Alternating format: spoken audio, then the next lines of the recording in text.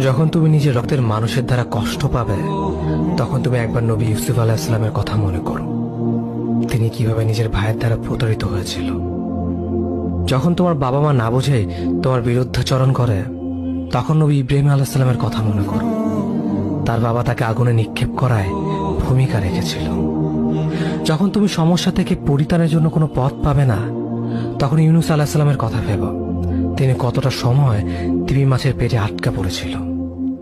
যখন তোমার নামে কেউ মিথ্যা অপবাদ ছড়িয়ে দেবে, তখন মা আয়েশা রাদিয়াল্লাহু আনহার কথা মনে করো। তার নামে পুরো শহর জুড়ে কুৎসা রচনা করা হয়েছিল। যখন তুমি অসুস্থ ব্যথার যন্ত্রণায় কাঁপতে থাকো, তখন নবী আইয়ুব আলাইহিস সালামের কথা ভেবো।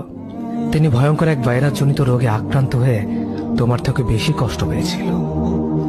যখন তুমি দিনের কোনো বিধান নীতিতে যুক্তি খুঁজে পাও না, তখন নবী নূহ আলাইহিস সালামের কথা ভেবো। তিনি কোনো প্রশ্ন ছাড়াই মরুভূমিতে নৌকা তৈরি করেছিল।